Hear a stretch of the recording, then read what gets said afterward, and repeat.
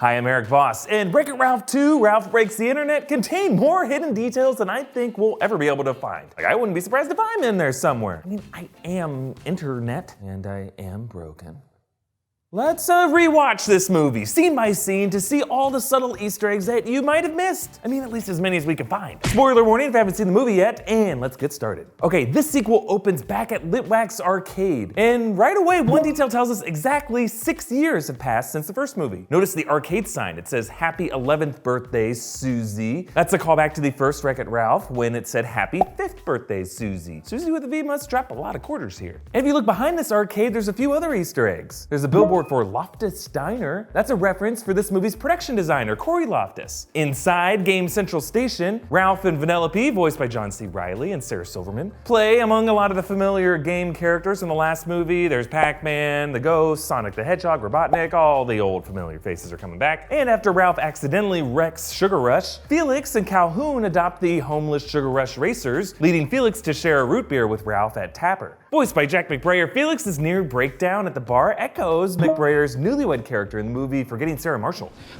It's not fun and it causes anxiety. As Ralph and Vanellope sneak into the Wi-Fi router, we see Litwack's office with a few more fun details. On the shelf behind him are collectible Star Wars plates showing Yoda and Chewbacca, and on his Mac desktop, one of the files says "Letter to Nana." That's kind of a callback to the first movie when Litwack mentioned how his Nana had just gone cuckoo. Okay, then Ralph and Vanellope blast into the internet, which the animators filled with logos of pretty much every website and web company that you can think of. Google, Amazon, YouTube, there's an Instagram museum, Hulu, IMDb, Snapchat, logos for Reddit and Facebook appear. We see birds tweeting tweets at each other in the Twitter tree. Wikipedia shows up on a pedestal. Pinterest shows up in the end of the movie. Ralph actually uses the big pin to fight the virus copies. And of course, eBay. A few pop-up ads show up at the entrance of eBay. One mentions sassy housewives want to meet you. And the woman in that photo is actually Aunt Cass from the movie Big Hero 6. There's another pop-up ad that shows Elsa and Anna's father from Frozen, King Agnar. The pop-up salesman that they later follow is JP Spamley, and he's voiced by Bill Hader. Meanwhile, the search bar character Knows More is voiced by Alan Tudyk, who actually voiced King Candy / Turbo in the first movie. Some of the items up for auction at eBay include a few other Disney references. There's the frying pan of Rapunzel in Tangled, and the genie lamp from Aladdin. It's only going for $35, but I guess it could be a joke about how the lamp is considered worthless at the beginning of the movie. Ralph's tantrum at not having actual money to buy the steering wheel leads to one avatar woman getting smashed, causing her real-world counterpart to lose her internet service. This is actually a cameo by YouTuber Miranda Sings. And a few other famous YouTubers actually make cameos throughout this movie, including Danny Fernandez, Tiffany Herrera, and Flula Borg. Now, if you look around Spamley's shady office, it looks like there's a few gaming details tucked around there. There's a few question boxes from the Mario games, and this mounted unicorn head that made me think it could be the one from Robot Unicorn Attack. And the gig that he gives them leads them to Slaughter Race, a game that appears to be some kind of mix of Grand Theft Auto and maybe the Twisted Metal games. They're trying to steal Shank's car. Now, Shank is voiced by Wonder Woman herself, Gal Gadot, who appears to be inspired by Giselle from the Fast and Furious movies, though in this story she's like the team leader the way Dom Toretto is. In this game, a huge shark bursts out of the sewer to eat a scary dog, just like how Samuel L. Jackson's character died in Deep Blue Sea. Actually, later during the song, we see that this shark has a Louisiana license plate in its mouth. It's the same kind of license plate that turned up inside the tiger shark in Jaws. During this chase, Vanellope drifts past a clown liquor store sign, which is actually a recreation of a real-life liquor store in North Hollywood. It showed up in a bunch of movies, like Clueless. Now, Shank directs them to BuzzTube. And this whole part of the movie, I really enjoyed, because it really nails what it feels like to be a YouTuber. Everything from playing algorithms to getting really depressed by reading comments. Ralph's experience as a YouTuber features references to lots of trending ideas. Chewbacca Mom, flossing, screaming goats, Bob Ross, eating ghost peppers, unboxing videos. At one point, there's a viral video of a cat shoving a doll off a table. If you look closely, that's actually a doll of Anna from Frozen. And while trying to help promote Ralph's videos, Vanellope ventures into Oh My Disney, which,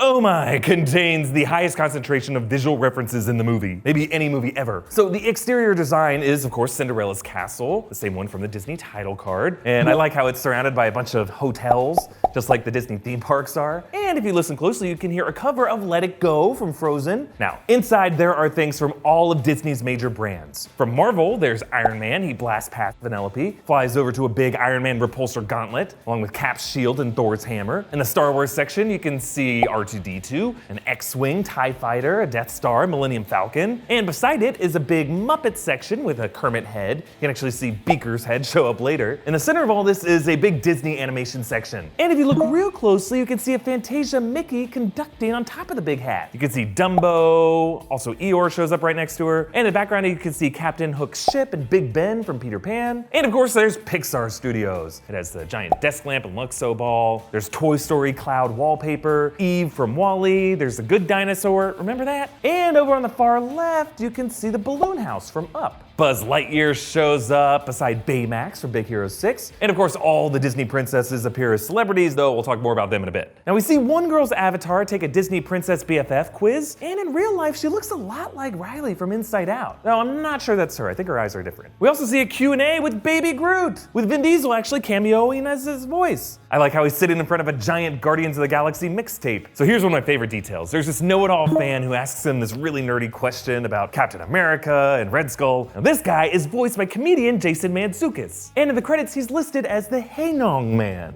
It's actually a reference to Mantzoukas' character bit in Comedy Bang Bang. Hang on, man. Would you say Hey Nong Man? I said hang on, man. Hey Nong Man. Hey Nong Man. New t-shirt. Hey Nong Man. Hey Nong Man. You know, it's a classic Hey Nong Man. So Vanellope gets chased by some stormtroopers. If you listen closer to their voices, one of them is voiced by Pixar and Rogue One composer Michael Giacchino. And during this chase, they pass by a bunch of other little Easter eggs. You can see Thor's hammer in a display case. In the background, there's a Darth Vader statue and a backdrop from The Nightmare Before Christmas. She bumps into Iron Man and R2-D2 again. You can also see Rocket Raccoon and Judy Hopps and Nick Wilde from Zootopia. And of course, a very quick cameo from the recently departed Stan Lee, which got a very affectionate and very deserved aww from the audience that I saw it with. When she runs into the craft service area, there's a cameo from the dwarf Grumpy, that rooster from Moana, Tinkerbell in Peter Pan's Shadow, and Vanellope tries to hide in the Seven Dwarves dressing room, and you can hear the music of the Imperial March from Star Wars. And in the background you see on the wall it says Sector A113, which is a code that shows up in nearly everything that's animated. It's a nod to the legendary classroom number at Cal Arts, where a lot of these animators studied. Vanellope passes another door with an Avengers A on it, but instead of going in there, oh bummer, she instead glitches into the quarters of the Disney princesses. Now, this room is filled with Disney Easter eggs. The production crew even brought back the lead animator from those early 90s Disney films to make sure all the details were just right.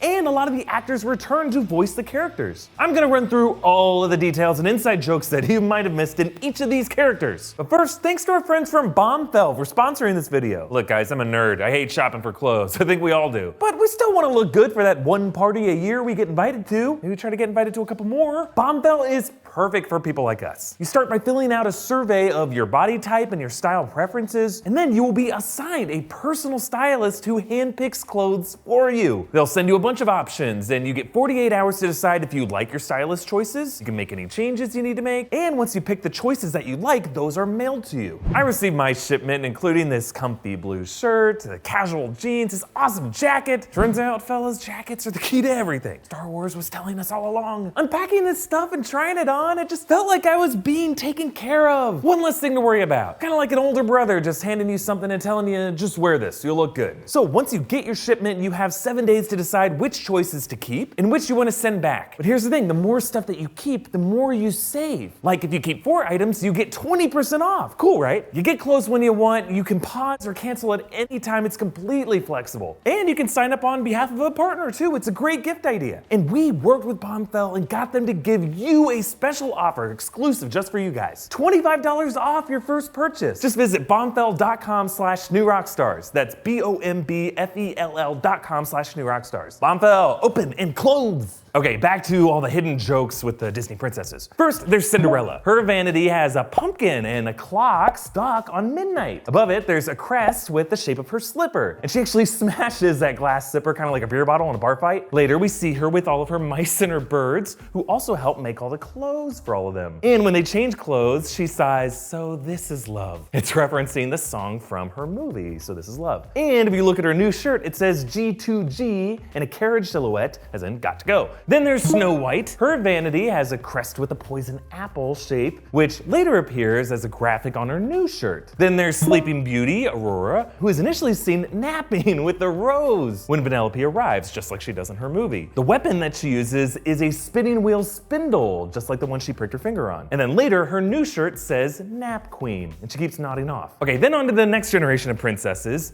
Ariel from The Little Mermaid. Her vanity has a box of thingamabobs and a candelabra, both of which are from her underground grotto. And above all this, the crest on this area is that shell necklace that Ursula locked her voice in. Later, she points the dinglehopper fork at Vanellope. And later, if you look at her new design shirt, it says Gizmos and Who's-Its and Snarfblats and dinglehoppers in that new design layout that people have on their shirts. Then there's Belle from Beauty and the Beast. She's seen with her nose stuck in a book, as she always is. And then there's even more library books on her vanity, along with the enchanted mirror and a candelabra that looks a lot like Lumiere. Later, her new clothes feature a graphic of the Beast's head, and it says BFF, or Beast Friends Forever. Then there's Jasmine from Aladdin. We see her with Aladdin's carpet and the genie lamp. Her tiger, Raja, also shows up. Later, her shirt is a graphic of the genie's hand holding up 3 fingers with wishes written underneath. You can also see Pocahontas. Now, Cinderella is combing her hair, and if you look closely, you can see her pulling a leaf out of it, referencing the leaves that blew through Pocahontas' hair in Colors of the Wind. Pocahontas' weapon is actually her father's club that he tried to kill John Smith with. And her raccoon Miko shows up. And then later, her shirt is a graphic of a wolf howling up at, what else, a blue corn moon. Next is Mulan, who does her cool sword pose from the movie. She also jokes about reflection, just like her famous song. And she mentions how her body of water was a horse trough. Later, she wears an awesome tracksuit jacket with what looks like a Mushu dragon stitching on it. Then there's Tiana from The Frog Prince. Her vanity has a picture of Tiana's Place, the restaurant that she dreamed of opening with her father. It also has a plate of beignets and a photograph of her with her parents. And above it, her crest is a water lily. Now, her weapon is a rolling pin because she loves baking. And later, her shirt is a stylized New Orleans Nola with the frog crown logo in the O. There's also Rapunzel from Tangled, who you can see painting the side of her area because she loves painting. On her vanity paint box is her chameleon, Pascal. And above that area, you can see that her crest is her magical golden flower.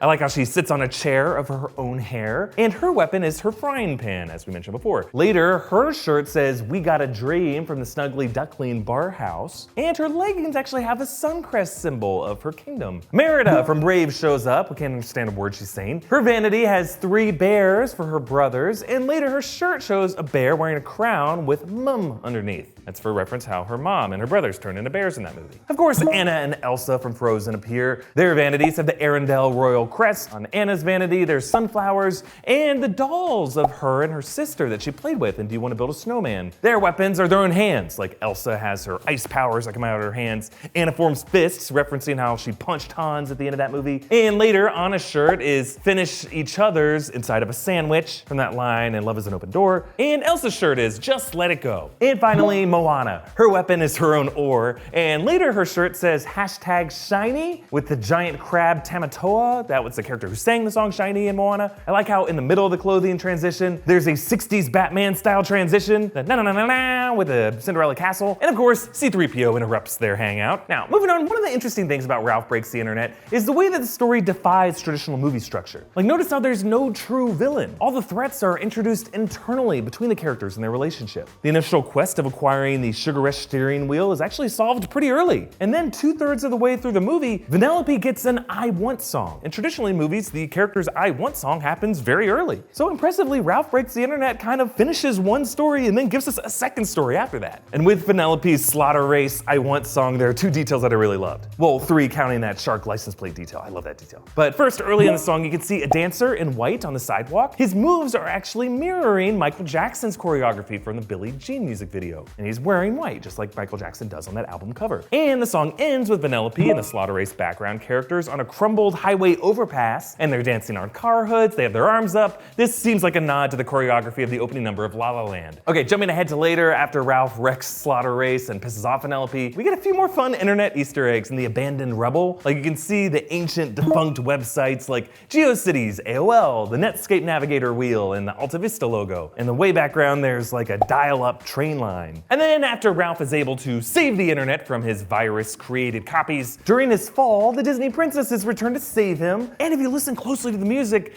this is all a medley of the classic princess themes from pretty much all of their movies. It's reflecting how each of them uses their own unique ways to work together to rescue Ralph. And in case you were wondering, that hilarious pancake milkshake scene from the trailer was actually added to the end credits to kind of make a joke out of it. The little girl in that looks almost exactly like baby Moana. Apparently this character is named Mo, so that was intentional. And there's also a post-credits scene, a sneak peek at Frozen 2 that ends up being a Rickroll prank. I mean, it's funny, I just liked it better when Westworld did it. You know the rules and so do I. Here's what I want to know. Which Wreck-It Ralph movie did you enjoy more? Ralph Breaks the Internet or the first movie? Let me know. Comment down below with your thoughts and follow New Rockstars on Twitter and Instagram at New Rockstars. And for all my deeper, weird inner thoughts, you can follow me on Twitter and Instagram at EA Voss. Subscribe to this channel for more breakdowns of all the stuff that you missed from your favorite animations. We've done Pixar movies, the Lego movie. You know, Thanos and lightsabers are technically animated / computer generated too. I guess everything's a cartoon. Everything is also, oh, that's a different studio. Ugh.